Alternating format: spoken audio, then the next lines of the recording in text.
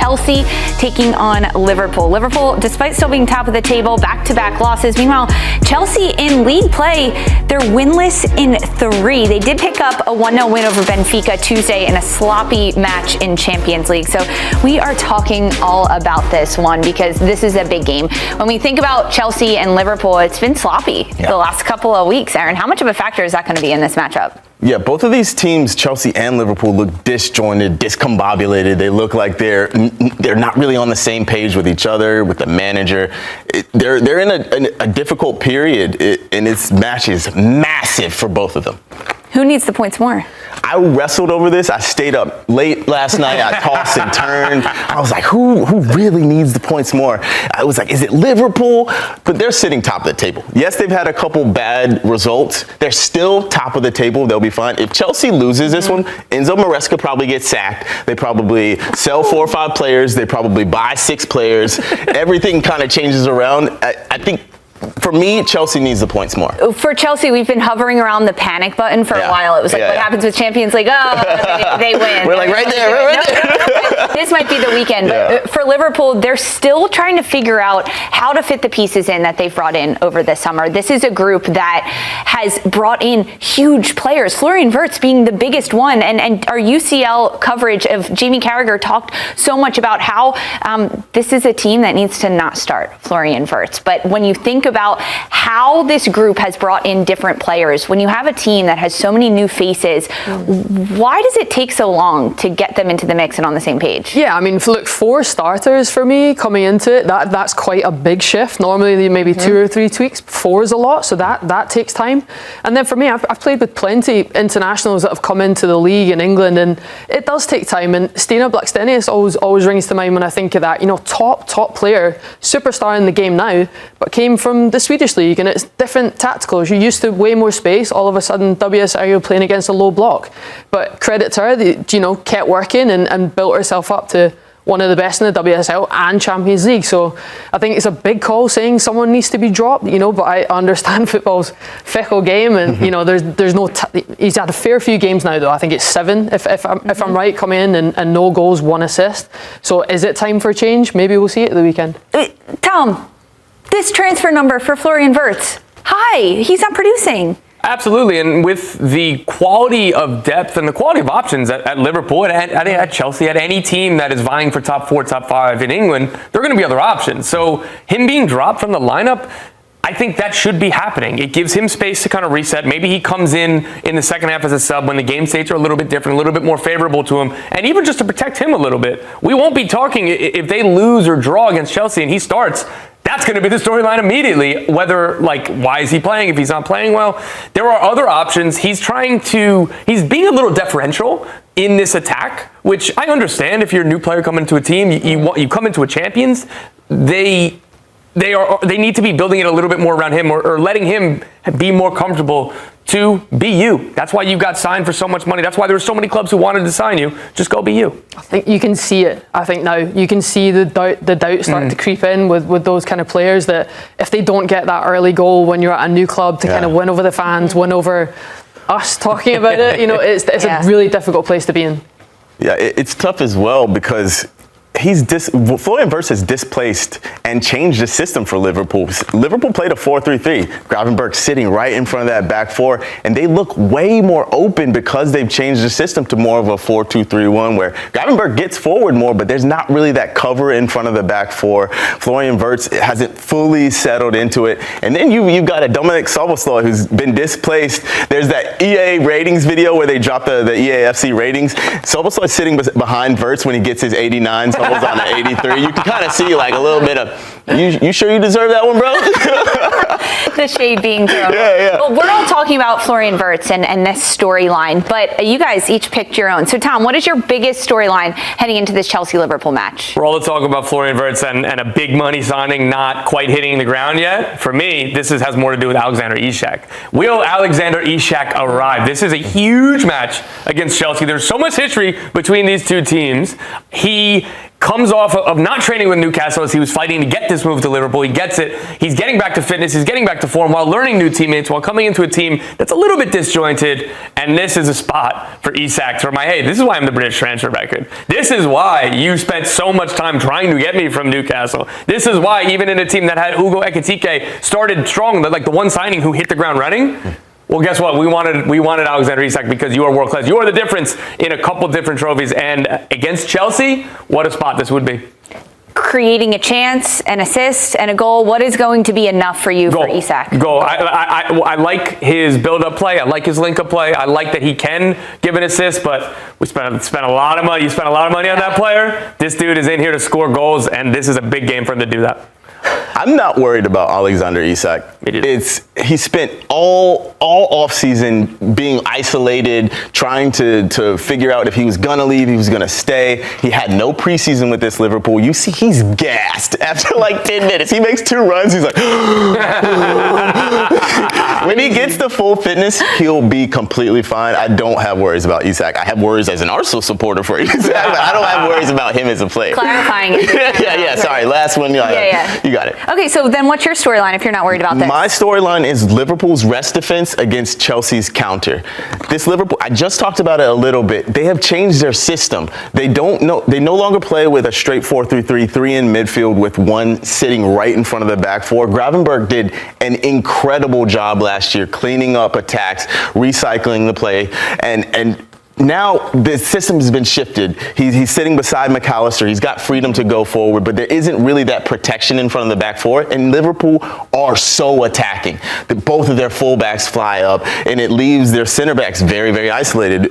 Konate and Van Dijk, they have to cover wide spaces. They have to cover in front of them. And when they are in possession, that's when they're most vulnerable, when they are in rest defense, because they don't keep a lot of players back and they're so positive. Chelsea's front 3 can get at them. That will be the key for them. Joao Pedro, whoever it's going to be, if it's Gittins, if it's Garnacho, if it's Esteval, and then Neto probably on the other side, they have the pace, the technique, and the ability to get in behind. That will be the key for them. For Liverpool, you're worried about their rest defense when they have possession. It's because they don't really have a lot of structure defensively when they have the ball. 100%. You're worried about the rest defense because it doesn't really. There isn't really rest.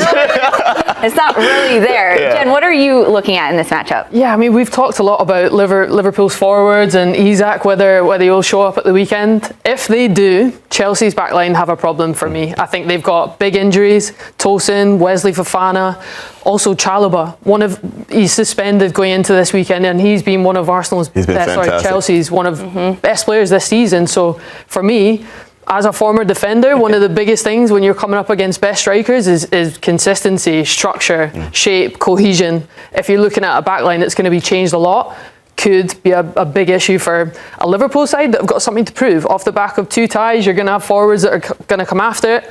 This team conceded a lot of goals already.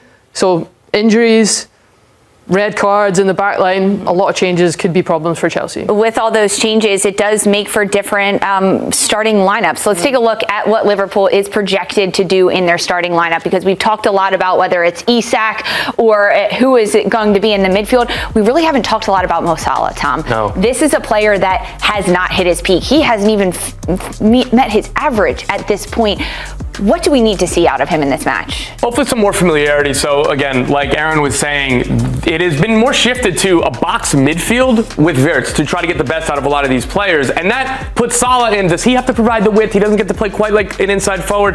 The wingers aren't giving verticality and giving more room for that midfield. And so it's been a little bit awkward for Salah. I think that we're going to see a 4-3-3 with Gravenberch holding. McAllister will be more of an 8. Like Szoboszlai will be more of a 10, but he'll play like an 8. So this puts Gakpo into that channel. Salah, as he is world class at being in that channel. So this should be a moment for him to break through. And again, with Chelsea, they're going to sit deep. We know they are, and I don't blame them given the injuries that they have as well and the liabilities they have in their defense. But for Salah to get closer to Isak, that gets the best out of Frimpong, just bombing forward rather than when you have that box and the 2 wide players aren't giving it a lot. you have to send a left back, you have to send your right back, and Gravenberch is getting a little bit further forward, and now you're worried about counters. So I think this will give the team more control that we were used to seeing under Arne Slot last season, and I think that should get the best out of Sava, even though it's sacrificing creativity in the middle to give Sava and Gakpo and the wingbacks their time to shine. And no Florian Wirtz in this projected I agree. line. And again, like it's on merit, and this isn't a sign that this was a bad signing. This isn't a sign he isn't going to work out. Liverpool need to use their entire squad. They're going to be playing essentially midweeks every week for most of the season between the league, cup competitions, and the Champions League. There's going to be changes. There's going to be rotation. This is modern football. This isn't about your first 11. This isn't about your first 11 plus 3 subs. You need an 18-man squad, more like 22, to get the best out of everybody in this team. Well, Chelsea's dealing with those same problems as well. If you think about João Pedro and his attacking presence in this matchup against Liverpool, who has to support him? It's got to be this front three. Buonanotte is the one in there right now. Neto, Estevao. Like I said, especially on the counter, this Chelsea team have to be on it because Liverpool will have most of the ball. Chelsea will be sitting back for long periods of this game. These two have to have a massive match. There is so much pressure on these two coming in together and haven't really had a lot of time as a center back pairing. Cucurella is going to have a tough time up against Salah. Reece James, he's going to have a tough time up against Gakpo. But this front three is the front four really, but Neto, Buonanotte, Estevao, whoever that three is, they will have to provide Pedro with the chances and really be efficient on the break. Be that first touch forward, being really progressive in what Chelsea wants to do. That's how they're going to hurt them. So we get to see this matchup this weekend, but now we get to give our predictions, Jen. I have to know. What's your score prediction in this one? I think based on Liverpool's past 2 performances and how hungry they will be to keep that top of the table spot, and Chelsea's problem in the back line, I'm going Liverpool 2-0. Oh, a shutout win. Yeah, shutout. Tom, are you happy with that? I would be happy with anything that ends with 3 points there on the red side.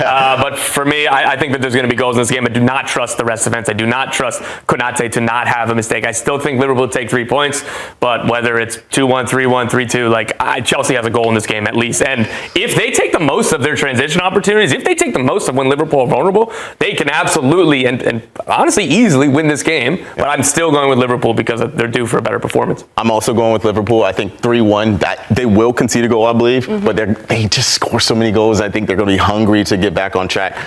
They'll pull out the 3 points. Funny thing, you mentioned Konate. I saw another thing online. Someone was like, I wonder if Konate has a Duolingo streak for Spain. And Duolingo responded and said he has a diamond streak in Spanish. It's the most wonderful time of year because we have Champions League action happening. Match day 3 as we look ahead to it. I mean, there's some big games on this one. Barcelona looking for revenge after their loss in match day 2 to PSG. Poor Olympiacos already. Poor Olympiacos. They're going to be struggling in this one. Real Madrid against Juventus. That's October 22nd. You know, I'm looking for that one. Bayern Leverkusen against PSG on the 21st. These are all that you can look forward to in Champions League match day 3. But before we get too ahead of ourselves looking at match day 3, we have to look back at match day 2 and see where the table has stood out, because in this new league phase, all matters about where you are in the standings. And if we take a look at the top of the table, Karabag, holy cow! Very nice. Karabag up in Sitting pretty. This is beautiful. Sitting pretty. 2 wins over Benfica, and then, of course, against Copenhagen, 2-0 in match day 2. You love to see it. I mean, of course, Bayern, Real Madrid, PSG, Inter, Arsenal, but Karabag, give them some love. Listen, you think about the giants, the gigantes of this tournament. You think of the top 6, including Karabag, and they're in their rightful home. Okay, so those are the top 6 teams that are all tied 2 wins on 6 points. But after match day 2 in the Champions League, we decided let's have a little fun with some overreaction. Who cares about being reasonable? So I'm going to throw out some scenarios. Our panel of brilliant analysts are going to say how much of an overreaction, if it is, or if it's not really that much.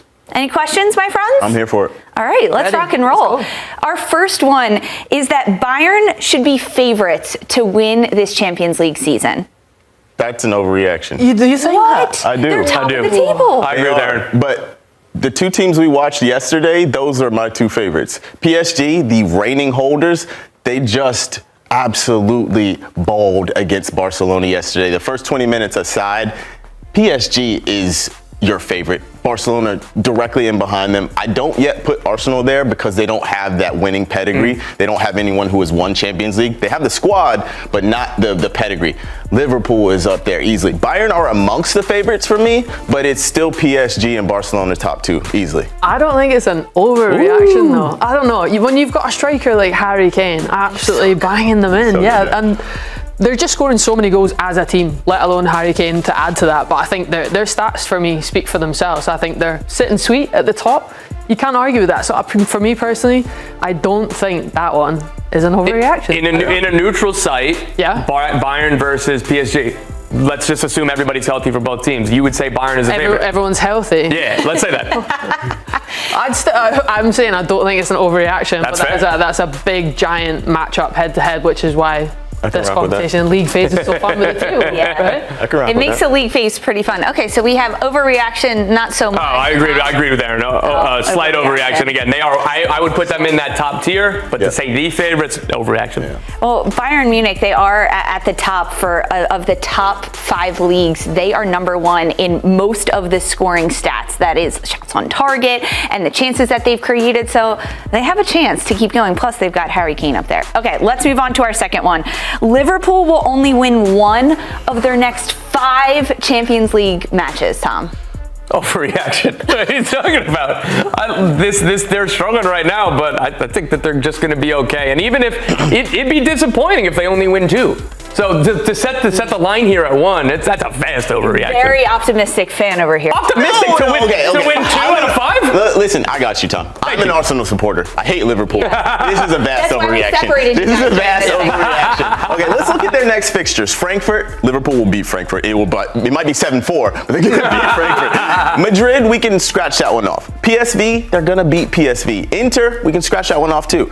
Marseille, that's a toss-up. Karabakh, I mean, according to the table, might be difficult, but there's at least 2 wins in this run of fixtures.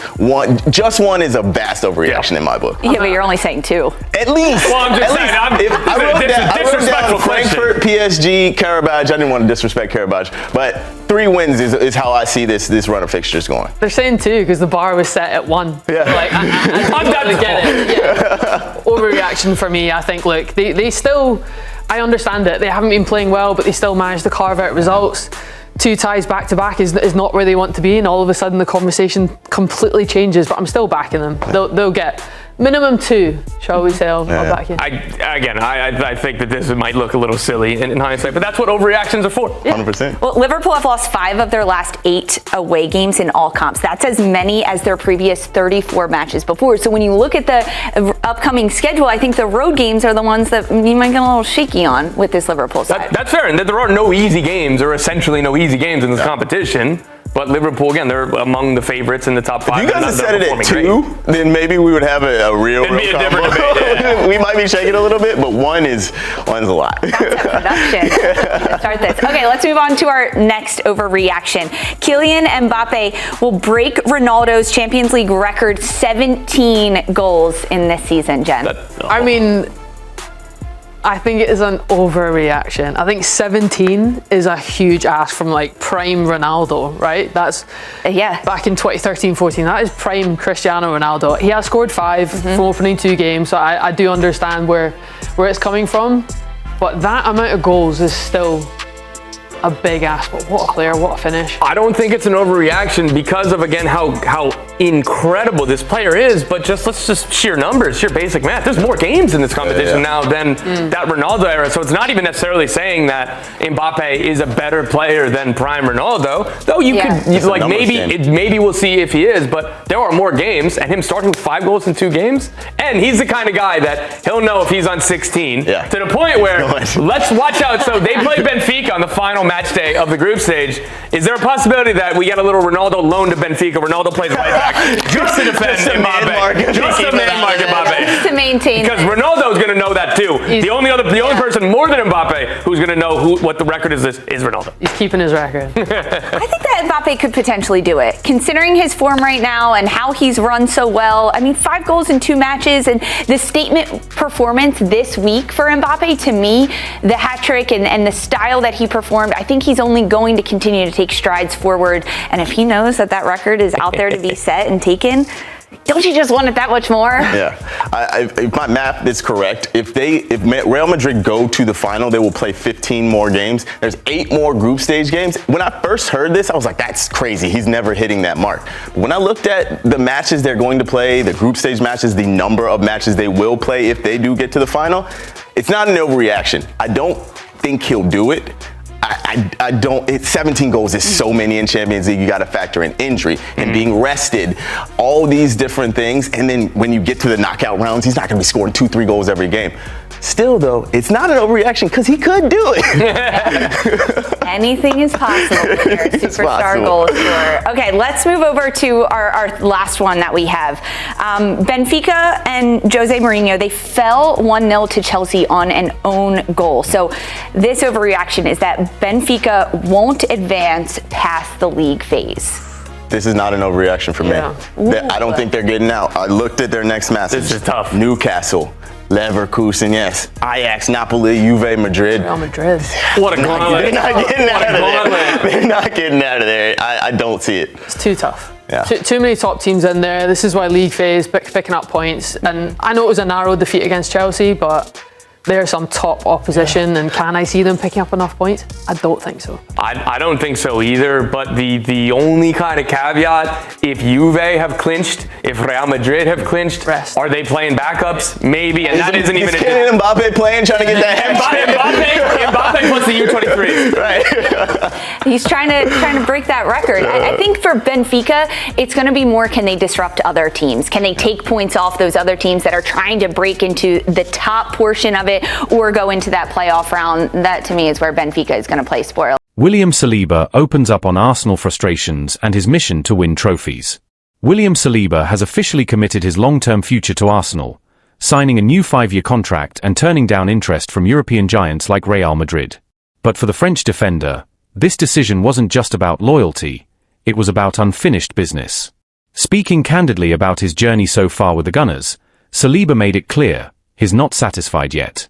Despite his rising status as one of the Premier League's top centre-backs, he hasn't lifted the kind of silverware that truly defines a legacy.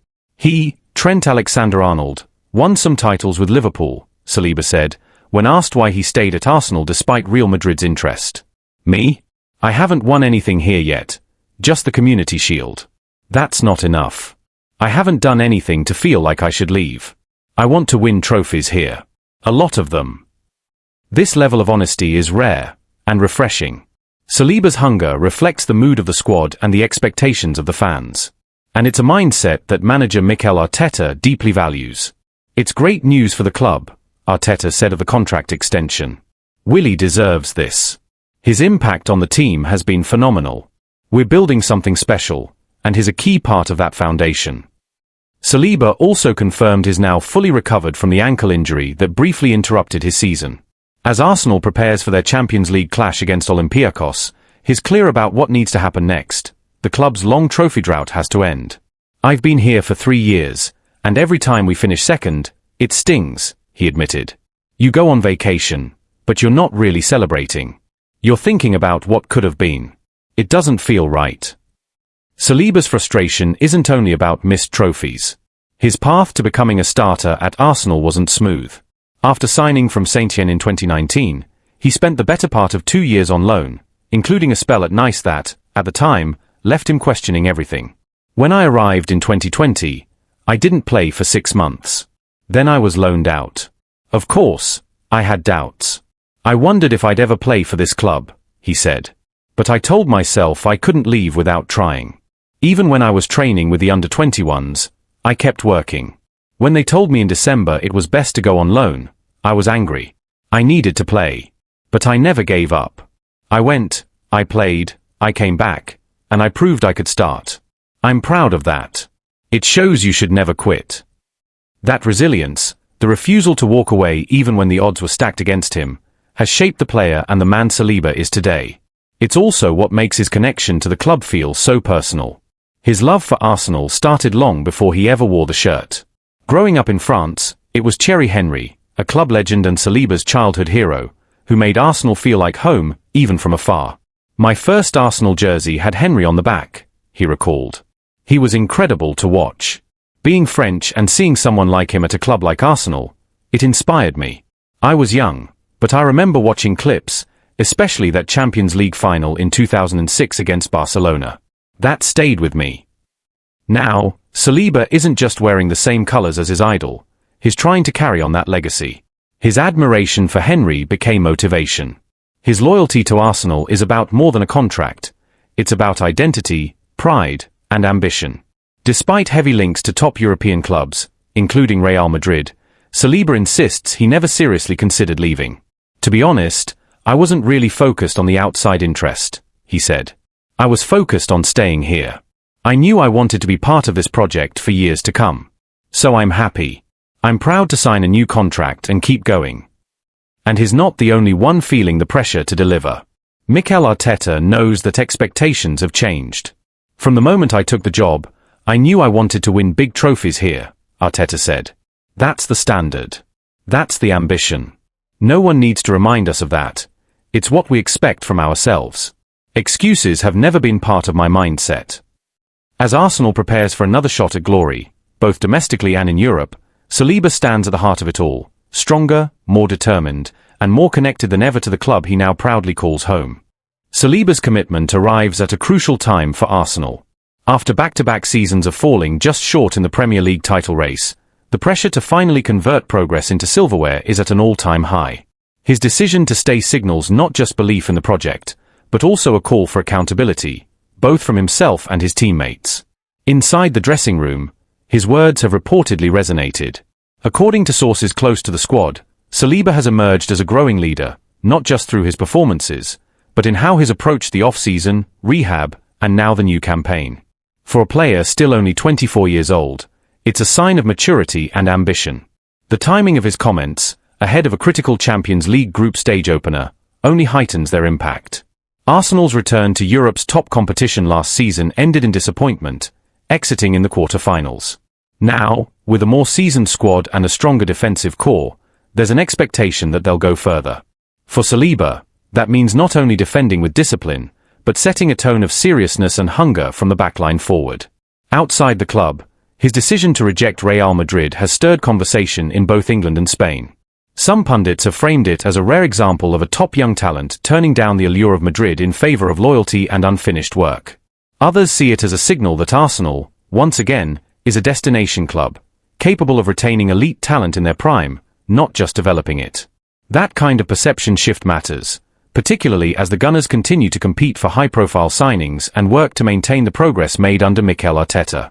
In many ways, Saliba's choice reinforces the club's vision, a young, competitive core built for sustained success, not short-term fixes.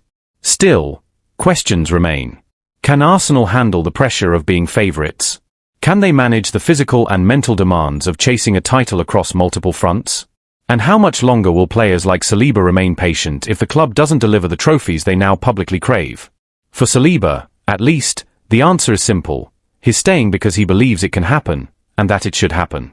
I came back, and I've started almost every game since. I've seen the growth of this team up close. I know what we're capable of, he said. But we have to prove it. Talking isn't enough. As the season unfolds, all eyes will be on how Saliba and Arsenal respond to that challenge. For now, though, the message is clear. The club's defensive anchor is not just here to stay, he's here to win.